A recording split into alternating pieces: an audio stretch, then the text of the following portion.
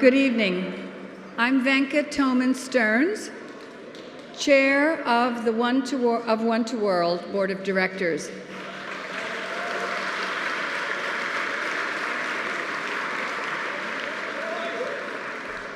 And co-chair of this event. Welcome to the 2017 One to World Fulbright Awards Dinner and the kickoff of our 40th anniversary year.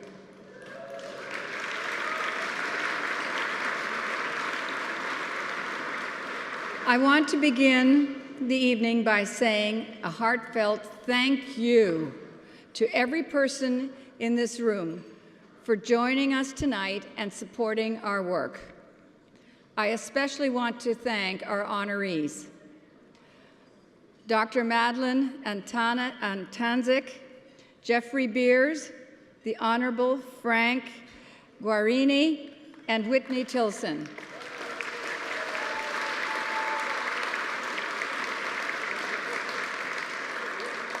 Thank you, Frank.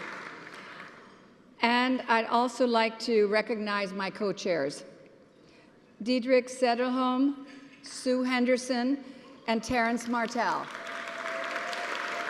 Thank you. At One to World, we always say that our friends never leave us. And as proof of this, I want to salute a number of former honorees who are with us tonight and to help us launch our 40th anniversary.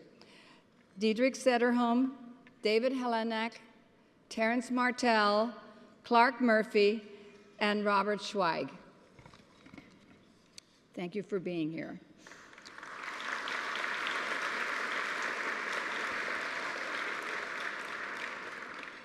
I can't wait another second before I express our very deep appreciation of our honorary chair, Harriet Mayer Fulbright, who for the first...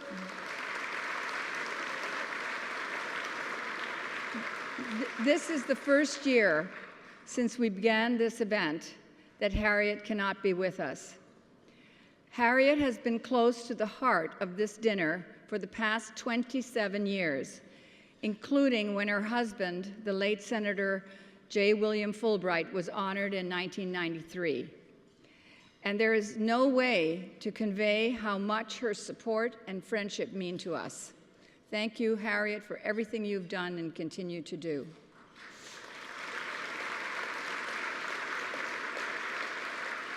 I also want to give a special recognition to the college and university presidents who are with us tonight and who are listed on the screen behind me. One to World has 75 member colleges, universities, and institutions in the tri-state area as partners in our work. And we are very proud not only to have these presidents, but more than 180 representatives of academic institutions with us here this evening. Your support and involvement are central to our mission. In fact, this organization would not exist if a dedicated group of you had not founded it 40 years ago. And I'm going to have a little aside here, but we have 4 of our past executive directors, it may be 5, and they've basically been with this organization since the beginning. Thank you all for being here.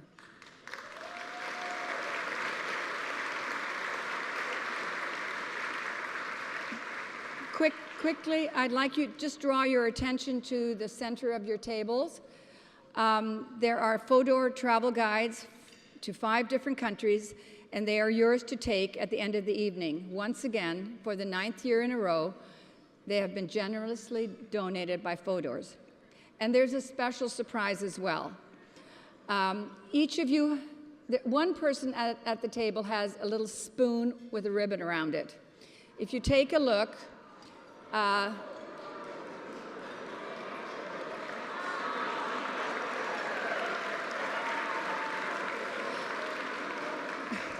it's not that exciting.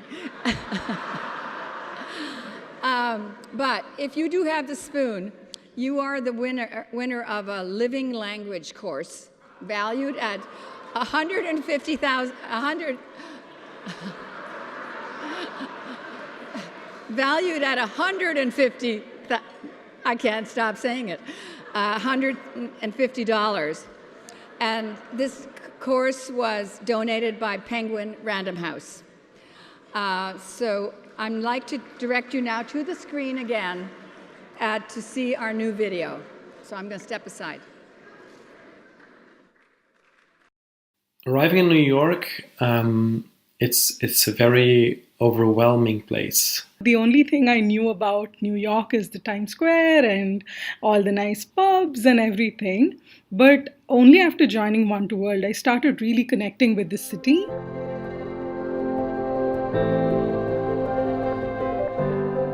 I think for me, one of the most benefit things of being in New York City is that One to World is here. One to World really threw out this big social lifeline.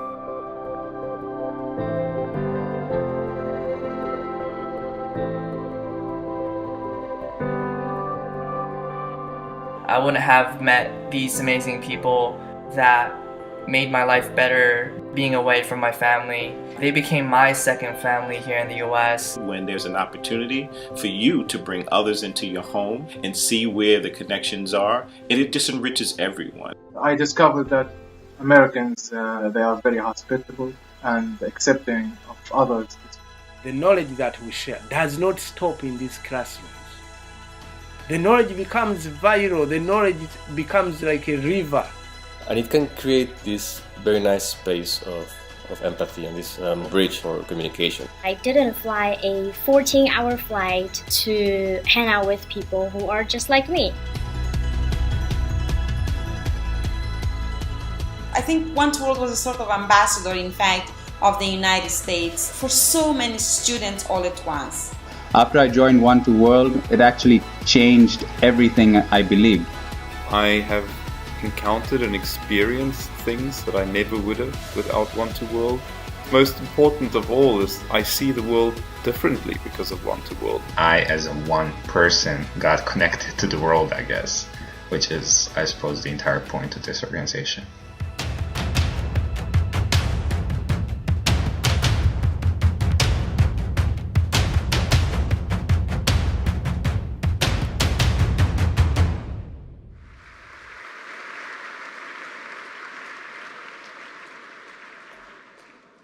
That is our new video. I think it's terrific, Jennifer.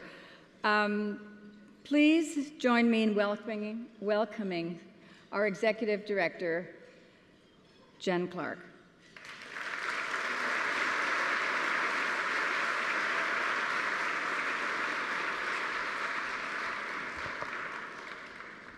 Thank you so much, Vanka. And thank you to my entire board of directors for your help with this event and everything you do all year long for One to World. As many here know, this is my first year as Executive Director of One to World, and I'm grateful for my board leadership every single day. Tonight, One to World begins our celebration of a major milestone, 40 years of service to New York City and the world. Now, there's champagne at every table, so let's raise a glass. Now, as I understand we do every year, I want to carry out a tradition that gives us a strong sense of what we are here to celebrate. So I'm going to ask some of you to stand and to please remain standing. First of all, would all Fulbright students and scholars studying in the New York City area please stand? Now, come on, I know you're out there. And please remain standing.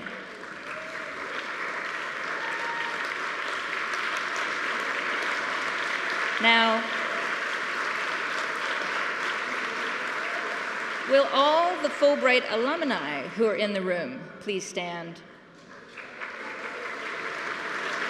and remain standing? Thank you. And finally, whether or not you're a Fulbrighter, would everyone who's in the room who has either studied abroad, lived in another country, or worked abroad, please stand.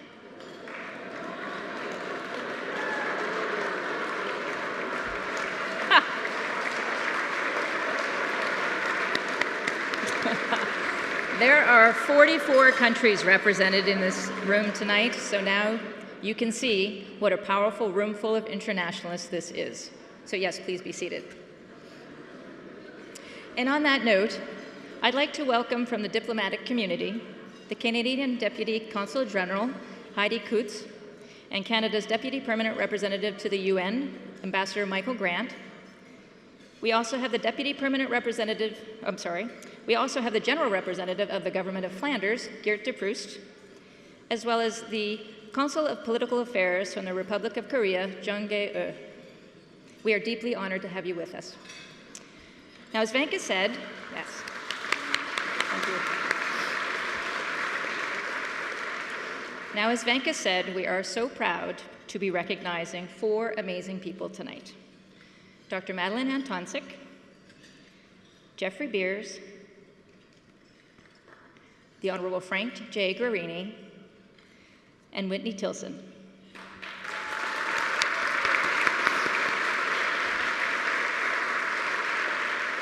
Each of you has made a significant contribution to global understanding and cooperation, and it means so much to us that you have contributed your time, energy, and resources to help make this night such a success.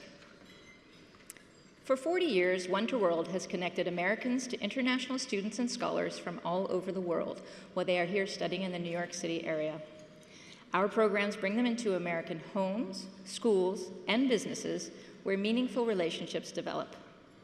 Our goal has always been to create global citizens and inspire a more peaceful world. You'll be hearing more about this all evening. I want to give a shout out to the partners who make our work possible every day. The international student advisors on the campuses here in New York and New Jersey, the hosts who open their homes and businesses to our students and scholars throughout the year, the teachers who invite our global guides into their classrooms, the American Fulbright alumni who help us in so many ways, and the former board members and longtime donors who have continued to support our work all these years. Thank you. We truly could not do this work without you.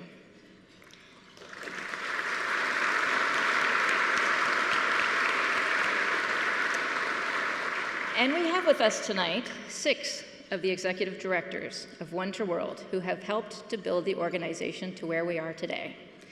I'd actually like them to stand and be recognized. Jan Bronson, Judy Factor, Stacy Simon, come on, Margaret Sheba, Tracy Snyder, and Deborah Clifford.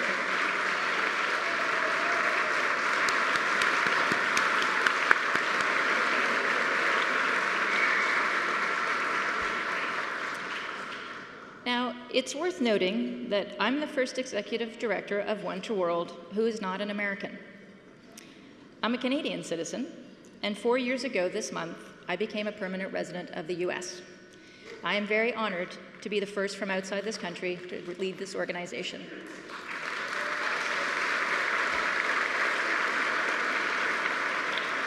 Now, some might think Canada is not very different from the US, but there really are some distinct cultural nuances I had to learn to navigate. When I was interviewed for my first job in this country, I was actually asked if I might be too Canadian, or too polite, to be an effective fundraiser. I'll ask you later on what you think.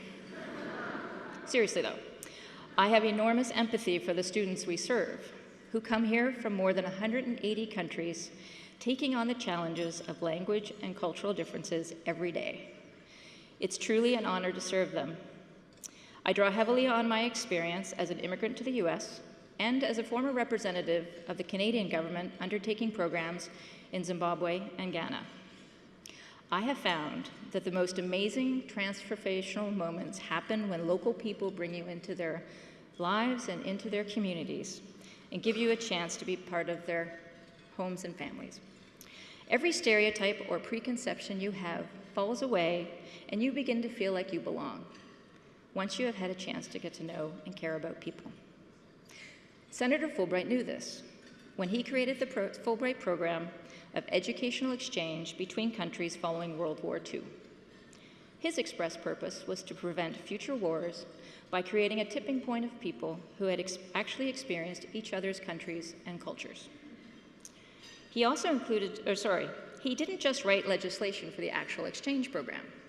He also included funding for organizations like One to World to make sure that Fulbright grantees get off their campuses and into homes and institutions, that they actually make friends in the countries that they study.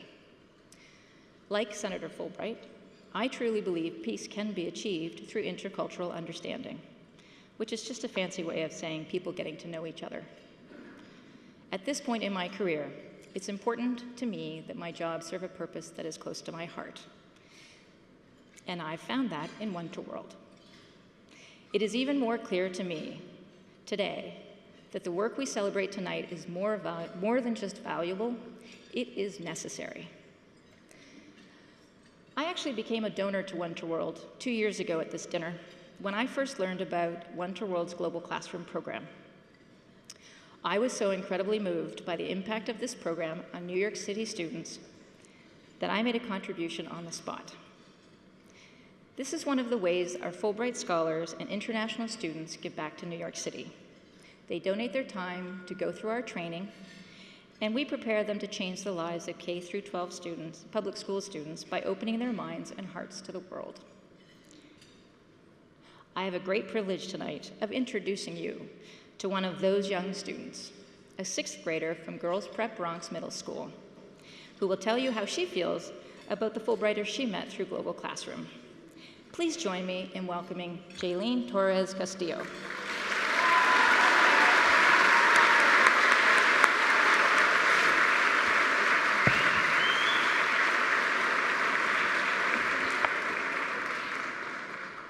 Good evening. My name is Jaylene Torres Castillo. I'm a 6th grader at Girls Prep Bronx Middle School. I was born and raised in the Bronx. Every day when I wake up and it's Wednesday, the first thing I think is that I want to go to after school and meet the new global guide that One to World brings that day. One to World is my favorite after school class. They come once a week and they bring me new experiences. I get to meet people that I wouldn't get to meet, and I learn so much more about the world without ever leaving my school building. Because I go to an all-girls school, our Global Classroom program focuses on the lives of girls and women around the world, from places I'd never heard of before. Global Classroom has changed my life. Before, when I met someone new, I would always ask the question, "Where are you from?" I knew I was going to judge them. It's not always intentional, but it's something we do. After Global Classroom, the first thing I ask isn't, "Where are you from?" but "What's it like there?" I ask deeper questions, and I am much more open-minded. There's another question that I ask now, and that's, how are women treated? Before Global Classroom, I believed the stereotypes about women, how they're supposed to cook, clean, put on dresses, wear makeup, and be skinny.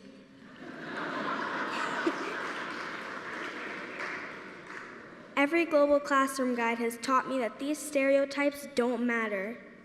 Now I know they're just big fat lies.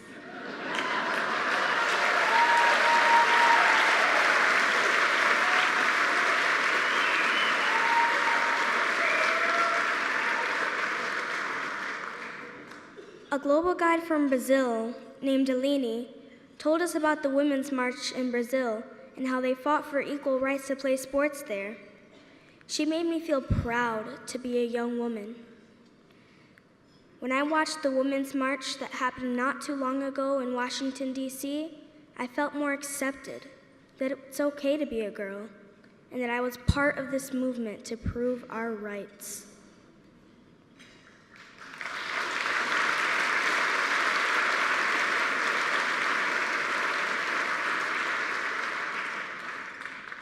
I played flag football and soccer a few years ago, and soon I plan to join a team again because of Global Classroom. A global guy named Lin from Vietnam told me the story of Sue, a Vietnamese girl who grew up very poor. At only 17, she was able to help get an education for other poor girls and even to run her own business. Lynn told me she thinks I'll be a great leader, and that motivates me.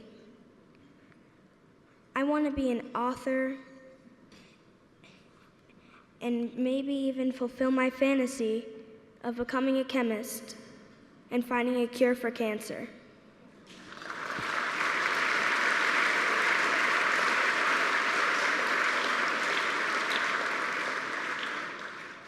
I've never been to any of the countries where the Global Guides are from.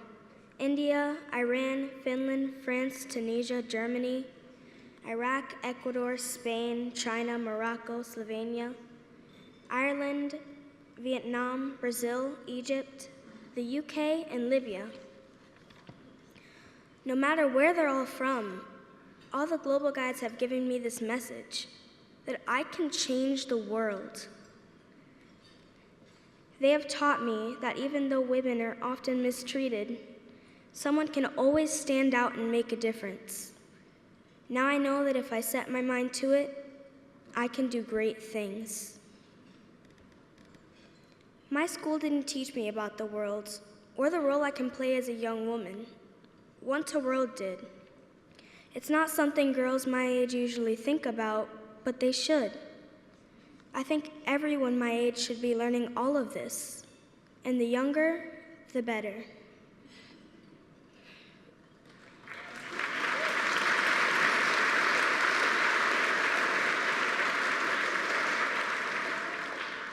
My mom is here tonight, and I want to thank her for always encouraging me.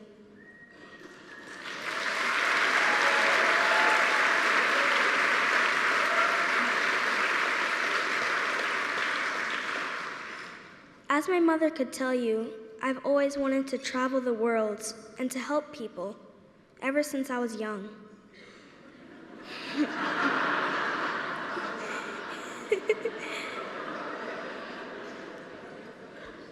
Because of Global Classroom, I know now that this is not a dream. I can make it happen. So I will always be grateful to One to World. If you're looking for something to support so you can really make a difference, my advice is to try Global Classroom.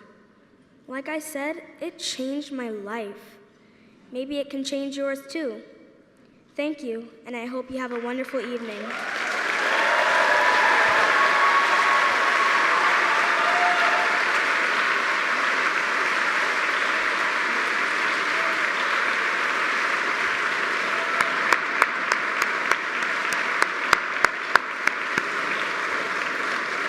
Thank you, Jaylene.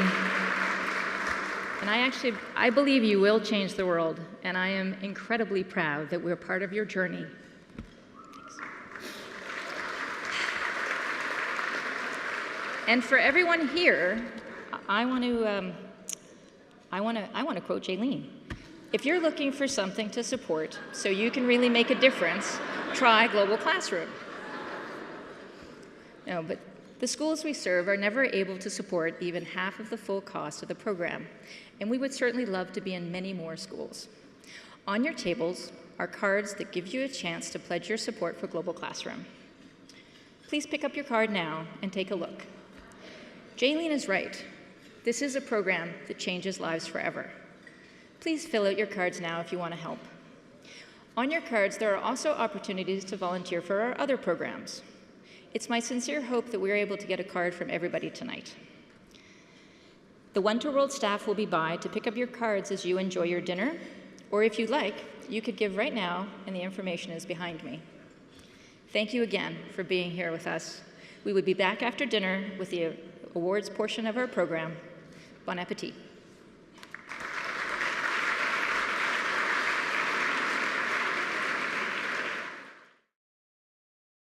Good evening.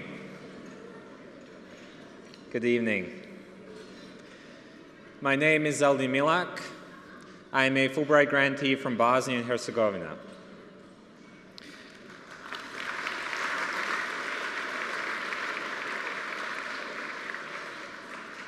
It is an honor to be here this evening, to be a Fulbright grantee and to be in New York City are things that I dreamed of. But being part of One to World is something I would have never known to imagine. That this organization exists, that I'm at an American benefit dinner tonight, learning that there is a group of people who care about international students and who want us to be here. All of this is beyond my dreams. I was born in Sarajevo, Bosnia. I was 2 years old when the war started, so my earliest memories are of life under siege.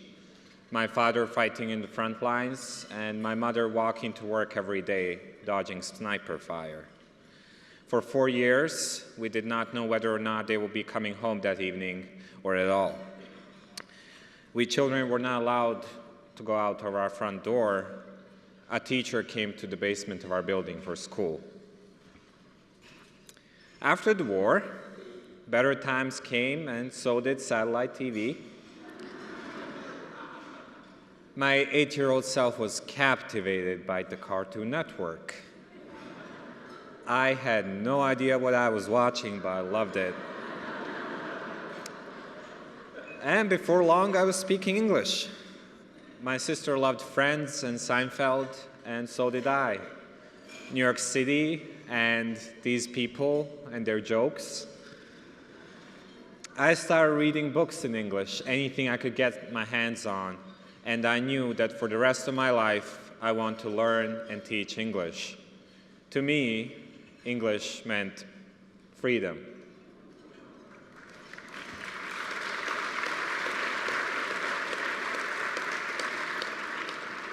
From September until this month, I've been at Montclair State University as a Fulbright visiting researcher, studying how people form social and linguistic identities in settings marked by ethnic conflict. This is something I have lived through and I want to understand very much, both for myself and others. So you can imagine how much it meant to me to be part of the One to World's delegation to the West Point Military Academy Foreign Affairs Conference last fall. It was just a few hours after the presidential elections, and everyone on all sides was reeling. And there I was, a voice from across the world, among all these young, outstanding American students, discussing issues of democracy, ethnic conflict, belonging, otherness. I spoke from my own understanding that democracy can survive even the most challenging times if people are strong enough to maintain it.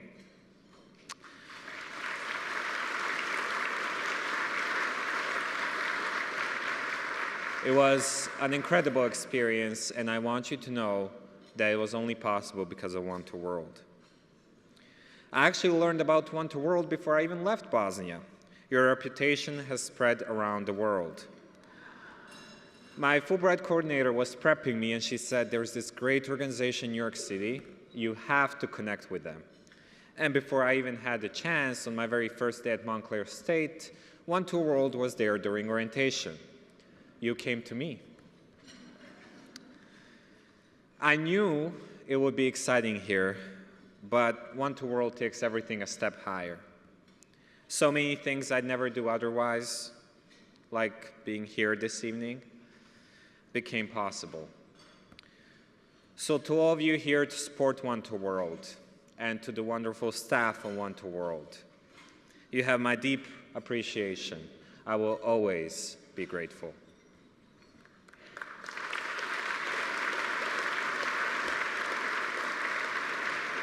It is my pleasure to present the first award tonight to a gentleman who has been a lifelong champion of international understanding through education, the Honorable Frank J. Guarini.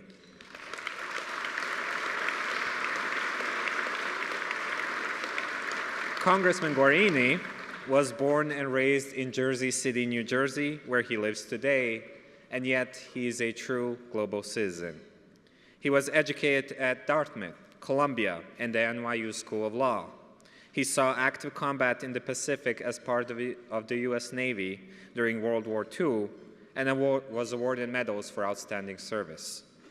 He pursued advanced studies at the Hague Academy of International Law in the Netherlands in the 1950s.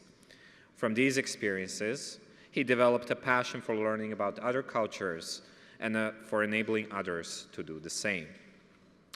After working for many years as a successful attorney, Mr. Guarini served 2 terms in the New Jersey State Senate and 7 terms in the U.S. House of Representatives. He was part of the first trade mission to meet with the Chinese leader Deng Xiaoping and served as a delegate to NATO after the fall of the Berlin Wall. He was appointed by President Clinton to serve as U.S. representative to the General Assembly of the United Nations. Since retiring from politics, he has been involved in major real estate development projects, especially along the New Jersey waterfront.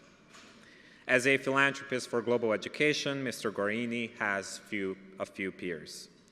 He has said, and I quote, "There is no better way to promote peace in our world than for young people to immerse themselves in different cultures, getting to know new people and expanding their worldview firsthand."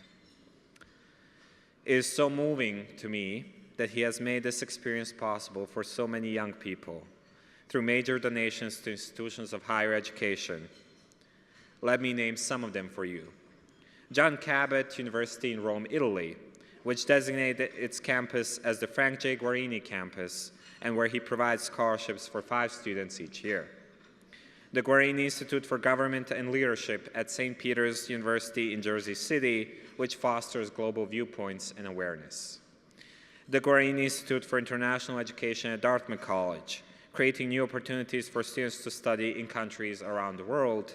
And the NJCU Congressman Frank J. Guarini Library. There are others as well. I believe in this country, they call this kind of support putting your money where your mouth is. I would say further that Mr. Guarini has put his money where his heart is. The world is a better place because of him. He truly and richly deserves the award he receives tonight. Receiving the award for Congressman Guarini is his niece, Carol Maurer. It is my great honor to present the One to World Fulbright Award for Global Education to the Honorable Frank J. Guarini.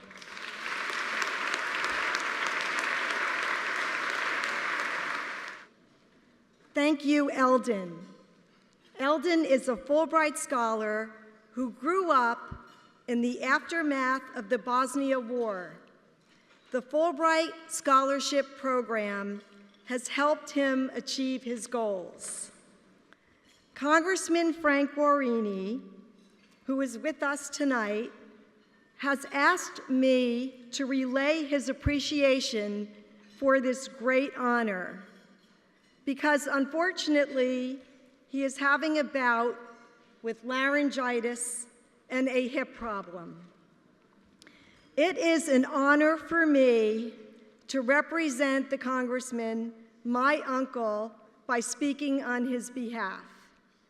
I am so proud of his devotion to education, and especially education abroad. When I was a college student, not that many years ago,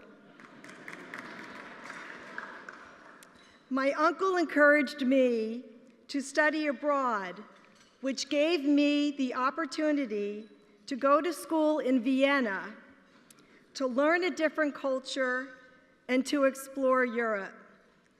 It was an amazing and rewarding educational experience. Now, the Congressman has asked me that I extend to you his remarks. Thank you for this great honor.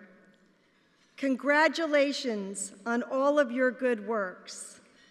One to World has made an outstanding contribution to the huge legacy of Senator William Fulbright.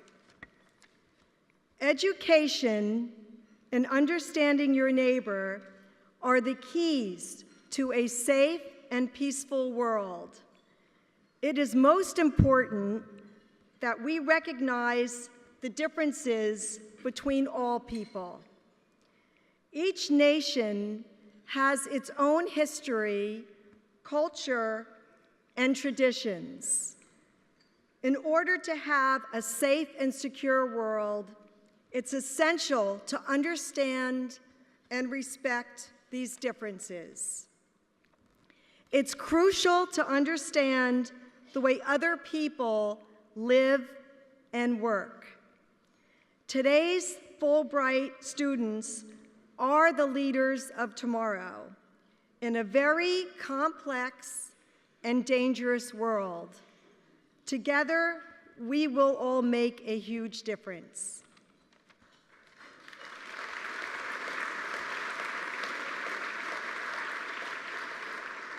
Many years ago, just after World War II, I had the good fortune to receive a Carnegie grant and study abroad at the World Court at The Hague in the Netherlands. This experience of living in a strange country, attending classes, and living with families from 80 different nations gave me considerable insight into the real world we live in.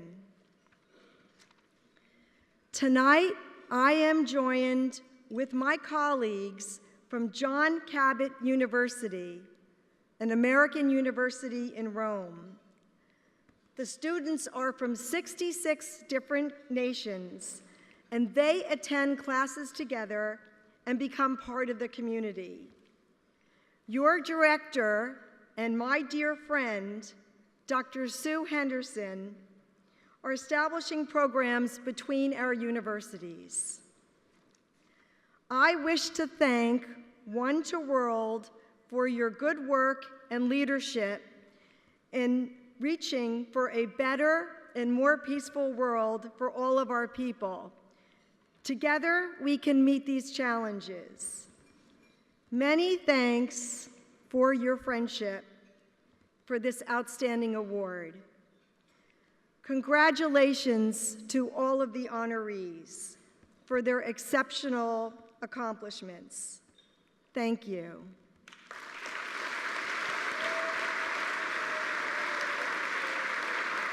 Good evening. My name is Tushinzaya Gantulga, and I am from Mongolia. I recently received my master's degree in public administration with a focus on international finance and economic policy from Columbia University's School of International and Public Affairs. Thank you.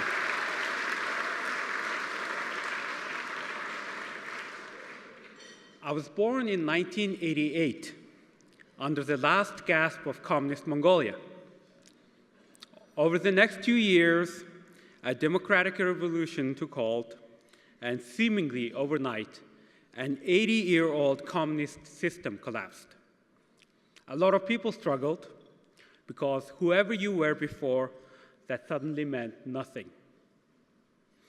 My parents, who were both lawyers, became small business owners to support our family. There was always food, but times were very hard in the beginning.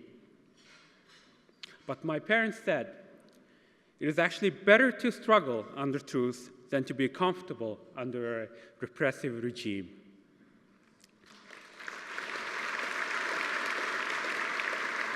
Thank you. There was never a question that becoming a democracy was worth a struggle.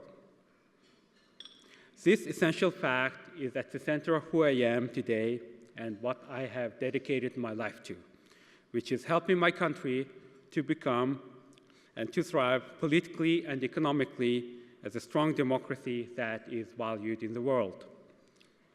Mongolia, as you may know, is sandwiched between Russia and China, two of the most authoritarian countries in the world. The United States has recognized the importance of our freedom, and we will never, never forget all of the support that the US has provided us over the past 25 or more years. My belief in the potential and value of this relationship is what led me to become the executive director of the American Chamber of Commerce in Mongolia, where I was able to orchestrate the first ever Mongolian trade mission to the US Congress. Thank you.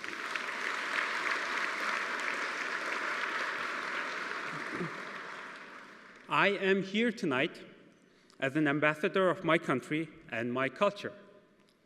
Mongolia is an important member of the world community, but not an equal member in terms of awareness. We sent many troops to Iraq, Afghanistan, and South Sudan as part of the UN's mission. We understand the benefits of peace and contribute to peacekeeping in other nations. We have many assets. More than half of our population is under 30, and we grew up in a democracy that has shaped our character. We are energetic and outward-looking. We are ready to engage with investors, but no pressure. But seriously, I believe there is no greater calling than to devote one's life to being a public servant, and that is my commitment. I am studying international finance and economic policy at Columbia because these skills are essential if I want to help my country thrive. Here in New York, I interned with the New York City subway to get a sense of how a major public infrastructure operation is handled day to day. And no, I mean, believe me, it's a very complex operation. And really, how decisions are made that affect millions. And I'm constantly learning what I will need to know in order to contribute to the future of my country. So I was recently reflecting on my time here in New York, and I realized that the most interesting and enriching connections I have made were through One2World. There is real value in what they do, and I am so glad that I took advantage of it. I was recently talking to a Mongolian Fulbright grantee who studies in Tennessee, and I told her about One2World programs where I met with these amazing business leaders like Clark Murphy, the CEO of Russell Reynolds, Diederik Siderholm, founder of Lion Point Capital, Whitney Tilson, founder of Case Capital Management, and Congressman Frank J. Guarini. And my friend said, "You have those kind of programs?" And I said, "You actually don't?" And I feel so lucky. One2World, you have made my Fulbright experience so remarkable, and I thank you so much for that.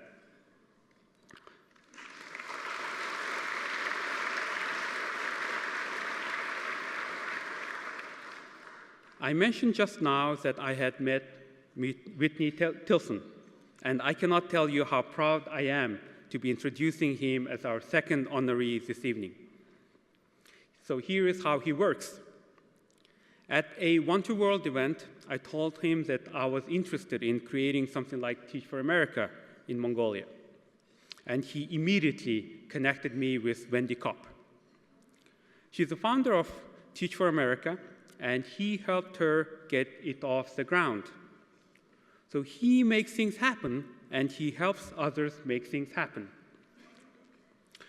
Mr. Tilson's parents met and married in the Peace Corps, and when he was young, the family lived in Tanzania and Nicaragua.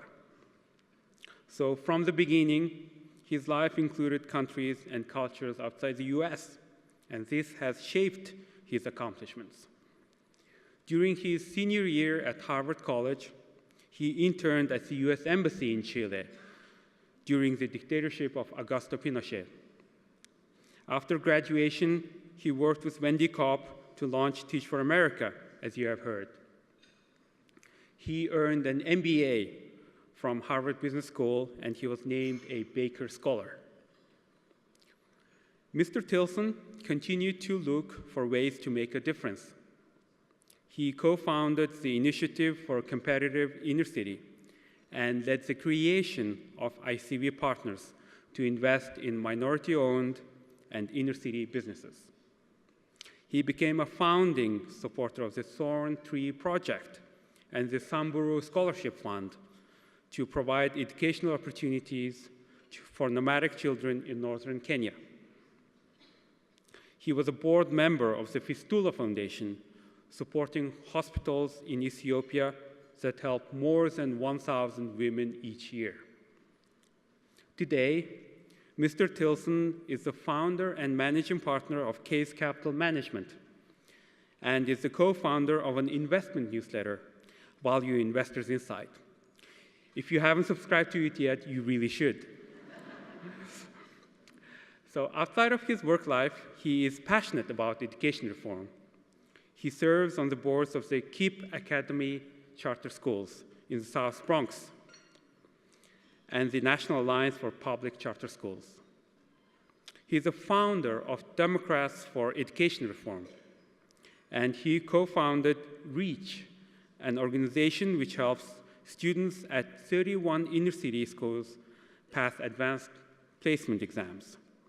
So I hope it is now clear why I admire Mr. Tilson so much, and this is not nearly all of his accomplishments.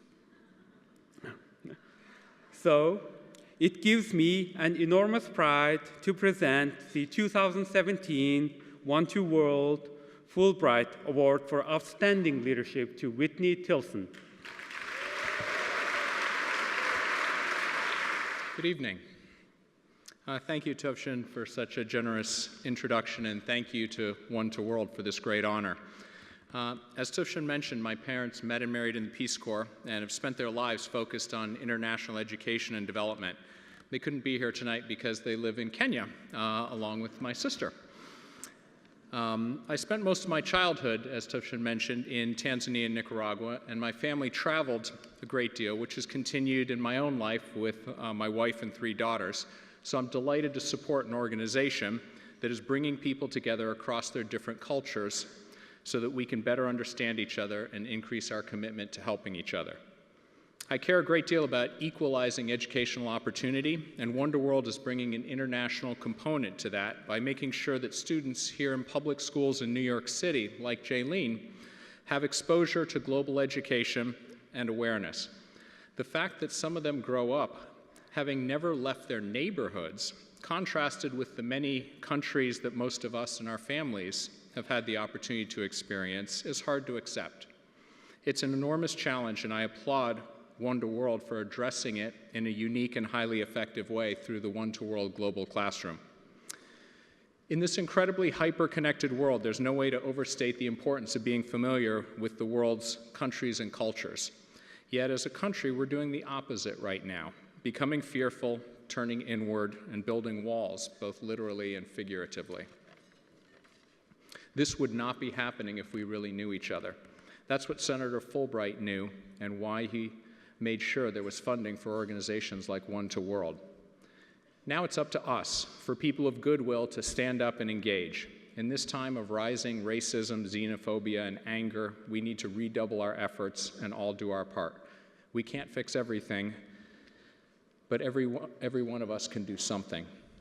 I want to again express my appreciation to One to World for bringing us together and showing us new ways to build bridges of understanding, and want to thank everyone here tonight for your support. Thank you.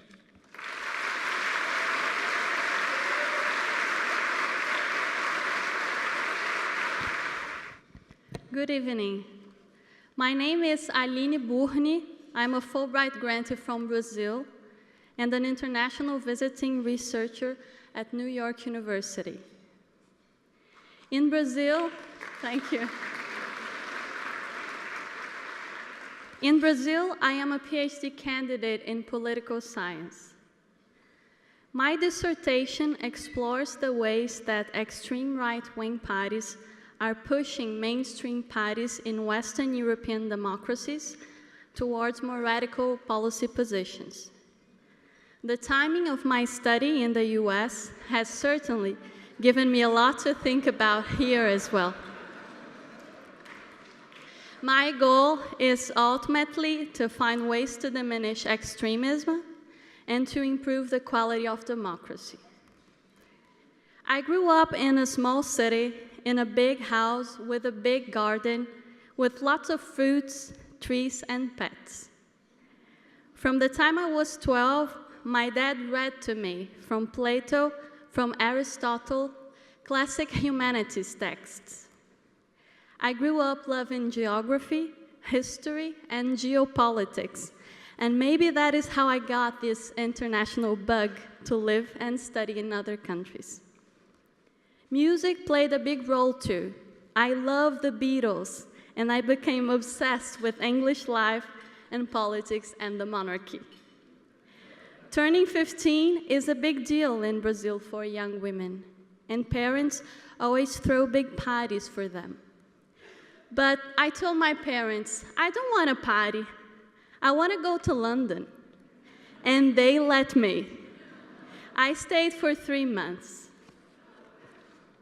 Next, I was fascinated with France because so many French intellectuals were important to the humanities in Brazil.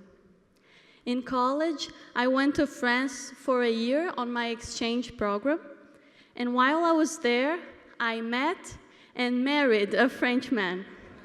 So, I really did get a lot out of that program.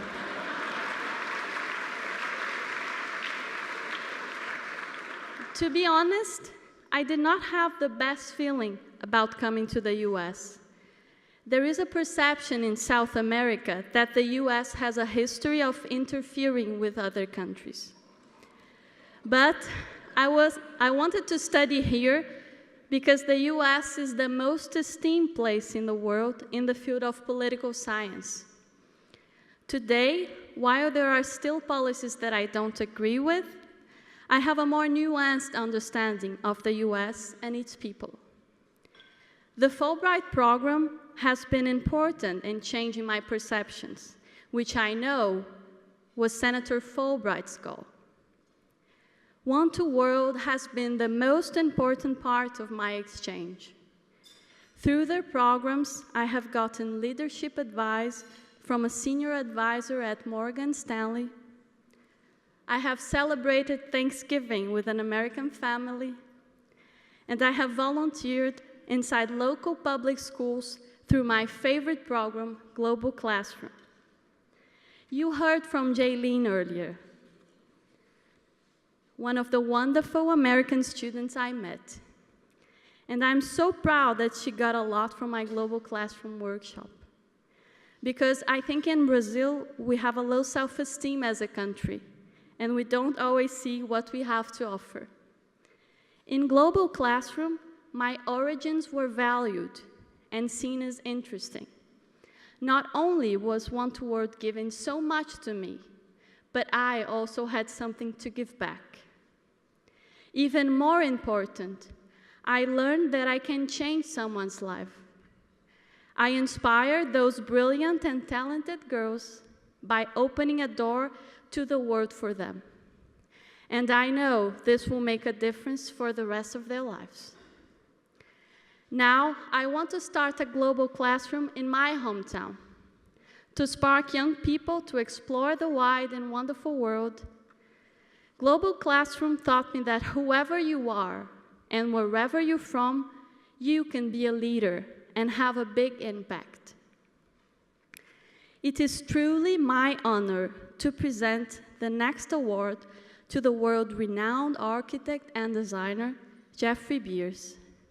I had the privilege of meeting Mr. Beers earlier this spring at a One to World event, and to my very great surprise, he said he did his Fulbright study with one of the most famous Brazilian architects, a very important person in Brazil and all over the world, Oscar Niemeyer. He even said that working with Mr. Niemeyer has changed the way he thought about the use of glass in architecture, and that this has affected his entire life's work. I was so impressed and so happy to know, again, that Brazil is able to make contributions to America through the Fulbright program. Mr. Beers is the founder and CEO of Jeffrey Beers International. His firm has won many awards because of the amazing way they integrate glass, art, and architecture. There are breathtaking hotels, restaurants, and nightclubs all over the world, which he and his company have created. If you travel in Asia, Europe, the Middle East, North America, or the Caribbean, you may have been fortunate enough to experience them. Mr. Beers was a double major in architecture and glassblowing at the Rhode Island School of Design, where he studied with another Fulbright scholar, the American glass sculptor Dale Chihuly. It was Mr. Chihuly who encouraged Mr. Beers to pursue a Fulbright grant to Brazil. After coming back from Brazil, Mr. Beers went to work for the legendary architect I.M. Pei here in New York City. At first, he designed skyscrapers and later moved into what would become his passion, the design of remarkable and beautiful public spaces in hotels, restaurants, and resorts. He founded Jeffrey Beers International in 1986. Today, he travels constantly to work on projects throughout the world, often collaborating with local painters, sculptors, and graphic designers. In the great Fulbright tradition, he immerses himself in the culture, and this allows him to be always enriched in his work and life. For his contributions to friendship and hospitality through art and architecture, it is my privilege to present the One to World Fulbright Award for Global Cultural Diplomacy to Jeffrey Beers.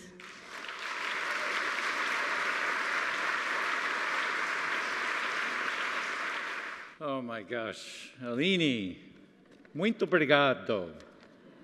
She is such a delight. I'm going to need these, sorry. Thank you, Aline, so much for your very kind and generous introduction, and good evening, everyone.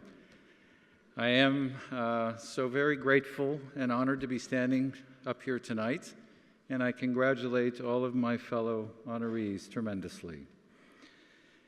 I am especially thankful to Wenke Toman-Stearns, to Jen Clark, and to everyone involved at One to World for this wonderful privilege.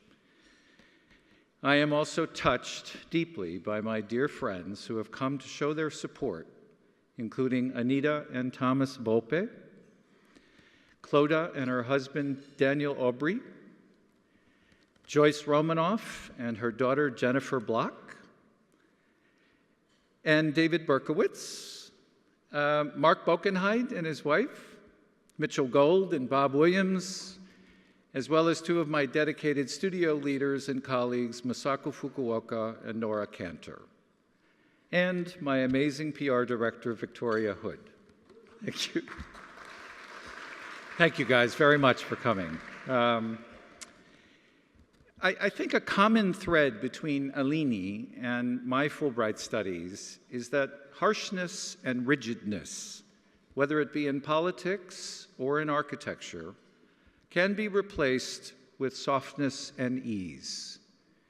I have always had a big affinity for Brazil, and I visited the country twice prior to receiving my Fulbright. I was impressed by the Brazilians' use and creative use of glass in their buildings and their advanced integration of art and architecture. A really amazing group of artists, technicians, craftsmen. Their dedication to art and the integration of that into engineering is really quite amazing. It's astounding to me. Some of their work, in fact, is exemplified, beautifully exemplified, by Oscar Niemeyer's Church of St. Francis of Assisi in Aline's hometown of Belo Horizonte. It's a beautiful church. Eager to learn more and encouraged by my mentor, Fulbright alumnus Dale Chihuly, I applied for a fellowship to return and study in Brazil. How I came to apprentice under Oscar Niemeyer is a little bit of a funny story. While writing my thesis on Brazil and architecture, and only there for maybe 6 weeks, 5 to 6 weeks at the time, I had the pleasure of being granted an interview with Mr. Niemeyer in person at his office. Well, his English was about as good as my Portuguese at that time, and he believed I was asking him perhaps about an opening in his office.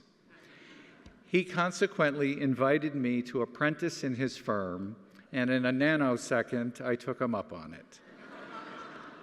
It was an amazing experience. He loved New York. He loved learning about New York.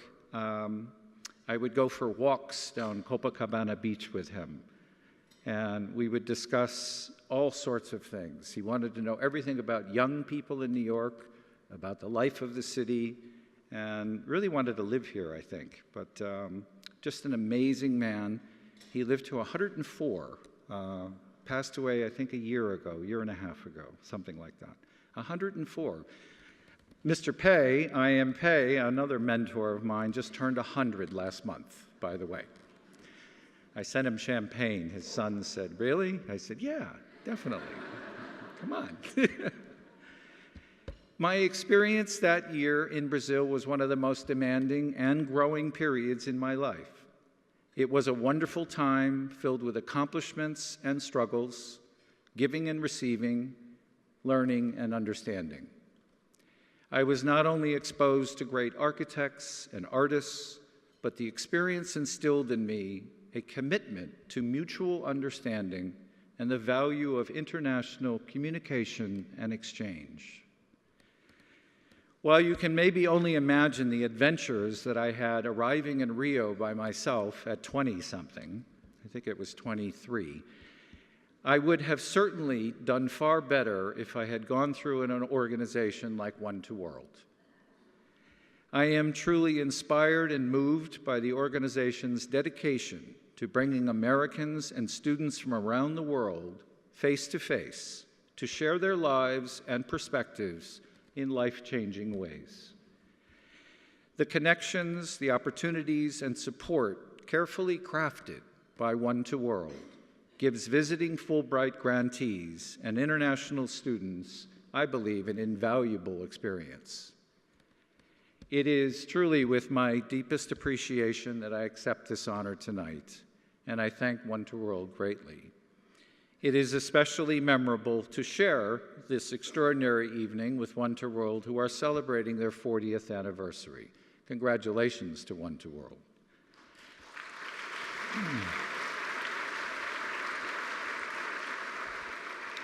Thank you all again very, very much for this honor, and here's to celebrating another 40 years of building lifelong understanding and respect among people across the globe with One to World. Thank you very much, everyone.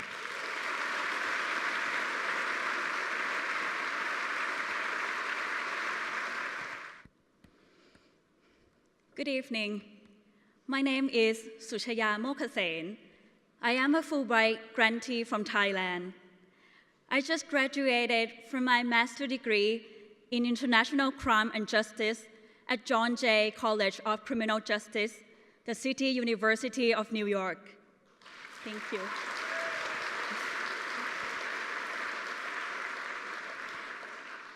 I am here on a leave of absence from my work as a special case officer at the Bureau of Foreign Affairs and Transnational Crime, which is part of the Department of Special Investigation, or DSI, under the Ministry of Justice of Thailand. We are often called the Thai FBI.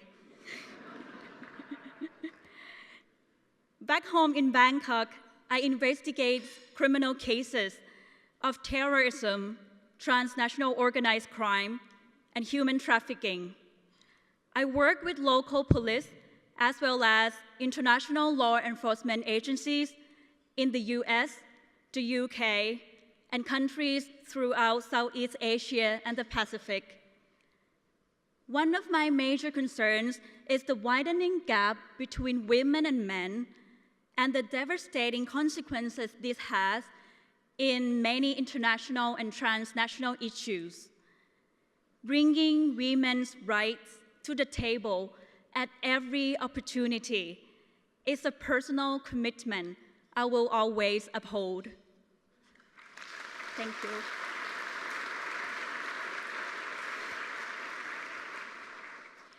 When I was in grade 3, I had a teacher from Idaho. She spoke only English. Both of my parents are English teachers, so I became her interpreter, and then we became friends. 10 years later, she sent me a ticket to visit. Imagine me landing in Idaho. What is this place?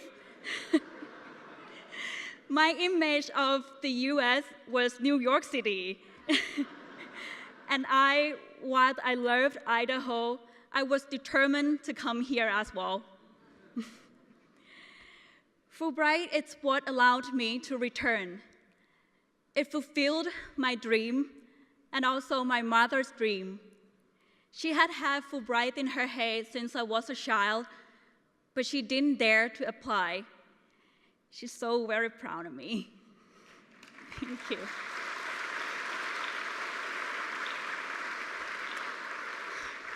You have heard a lot about One Two Worlds programs tonight, and I have done many of them, including the Global Classroom and the Foreign Affairs Conference at the U.S. Naval Academy.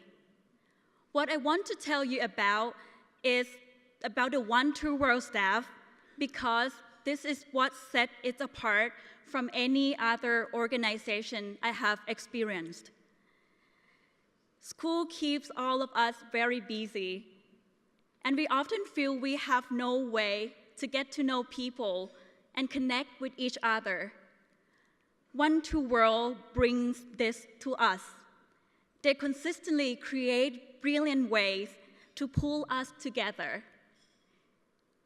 For the One Two World staff, this is not just a job. This is a passion they feel. They do activities for us almost every weekend, and they go far past what any job description could say. We feel their sincerity and their commitment, and it shows us the best of what America can be. Thank you.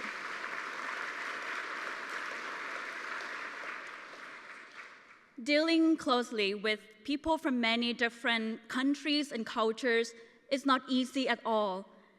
One Two World's patience with us has made me become more open-minded and able to embrace people with backgrounds very different from mine. I never thought I would have a friend from the Middle East. Now one of my best friends is from Oman.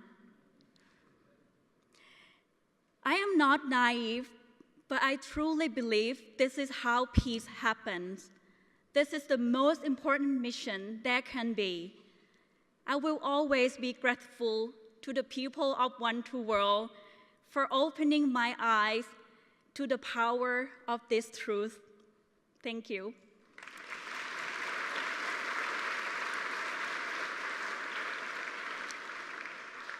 Our final honoree tonight is a woman who has my profound respect and admiration, Dr. Madeline Antonsic.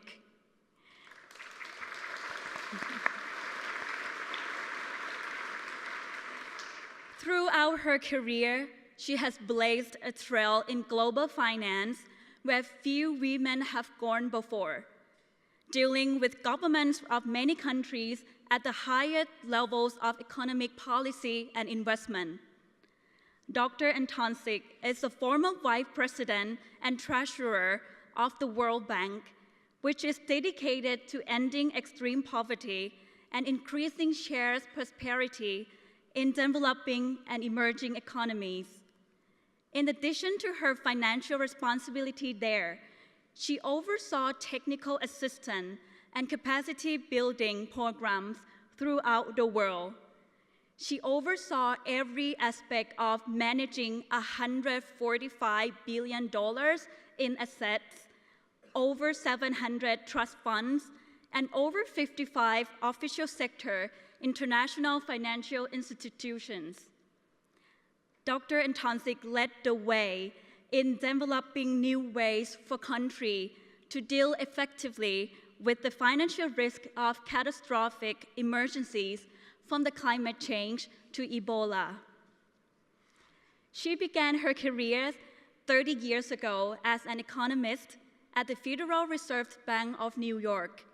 She followed up with global leadership roles at Goldman Sachs, Barclays Capital, and Lehman Brothers. She was named among the 100 most influential people in finance by Treasury and Risk Management. Today, she is Executive Director and Global Head of Official Sector Partnerships at Principal Global Investors, building the company's relationships with the international official sector around the world. Wherever she goes, she mentors women and girls. She was a founding member of Lehman Women's Network, and she established the World Bank Treasury Women's Network. She is a former member of the Board of Directors of the Girl Scout Council of Greater New York. In addition, she is a longtime member of the Board of Overseers of the Weill Cornell Medical College, which recently announced the establishment of the Madeline Antancic PhD Pediatric Research Fund for Childhood Disease. In every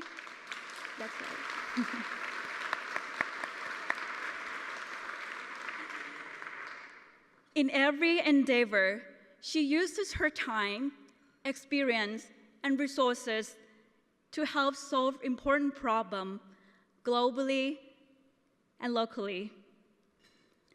For all of these reasons, it is my deepest honor to present the 2017 One to World Fulbright Award for International Cooperation to Dr. Madeline Antancic.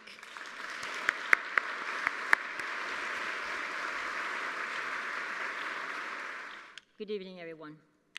It's so great to be here tonight, and it's so fantastic to see so many people in their national dress. It makes me feel very comfortable and so much at home. I feel as if I'm back at the World Bank, which is always wonderful. Thank you, Kaya, for that generous introduction. And thank you, One to World, for honoring me tonight. I'd like to congratulate my fellow honorees, Frank, Whitney, and Jeffrey. And I want to thank my friends who have given so generously, both for their support and being here this evening. When I was first contacted by One to World and asked if I would accept this award, not only did I feel so honored, but I was very pleased since their mission truly resonates with me, given my experience at the World Bank, where, as you know, I had the privilege of serving as the Vice President and Treasurer.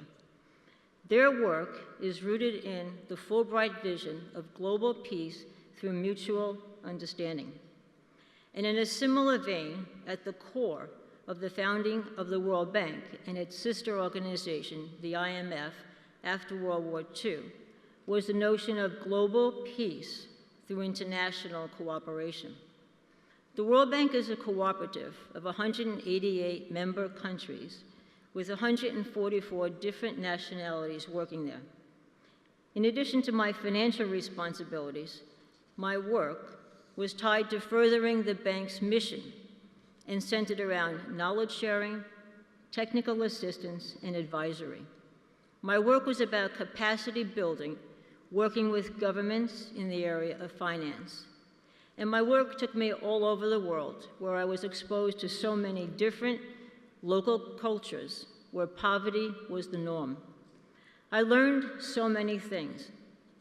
I not only learned that people from different cultures see things differently from each other, but most importantly, I learned why they see things differently. Most of all, I learned how sophisticated, educated, smart people are in all corners of the earth, even those living in the most dire conditions.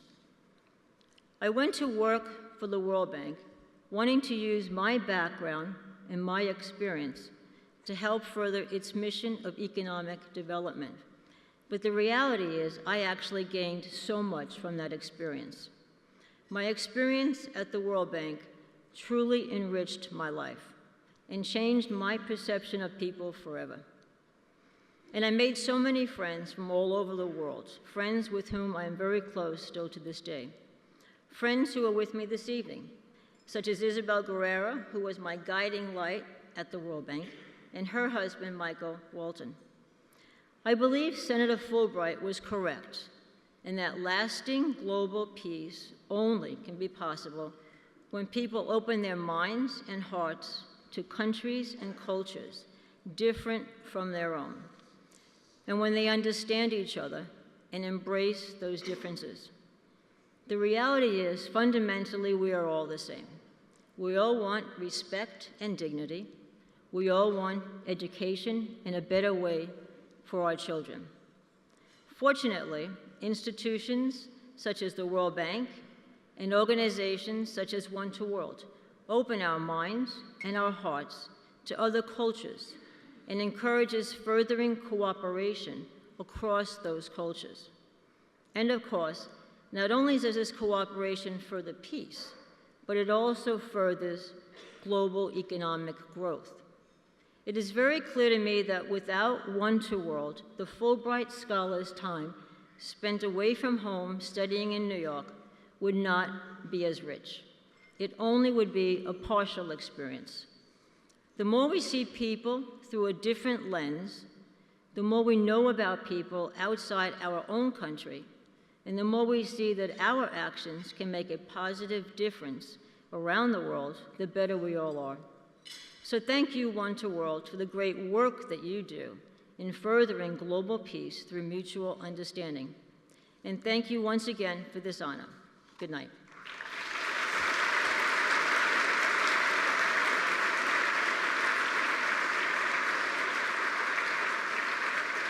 Maybe we can have another round of applause for our 4 honorees. Thank you very much.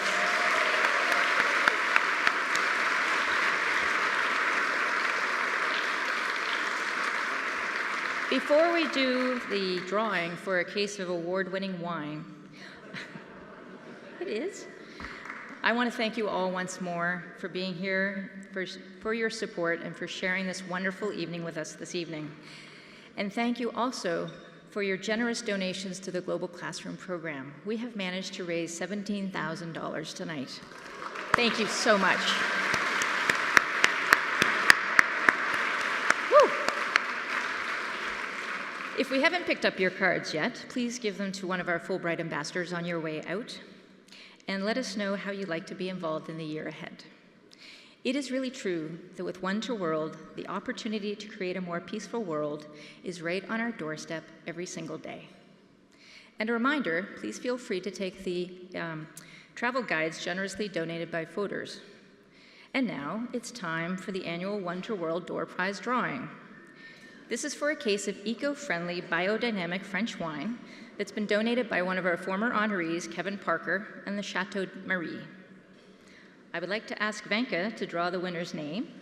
So the winner of a case of wine from Chateau Marie is, over here, Callie Simpkins. Callie Simpkins. Callie Simpkins? Simpkins, sorry. Oh, well, it's not here. Try again.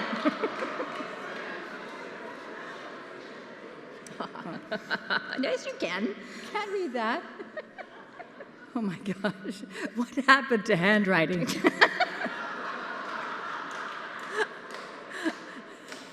Scott.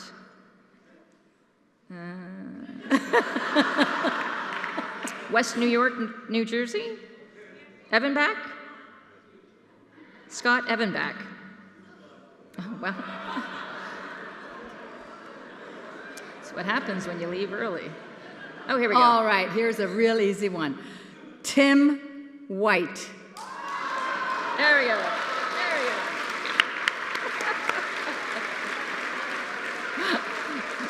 Thanks, Vanka. That's fine. Thank you all for joining us tonight, and we hope to see every one of you back here next year. Good night.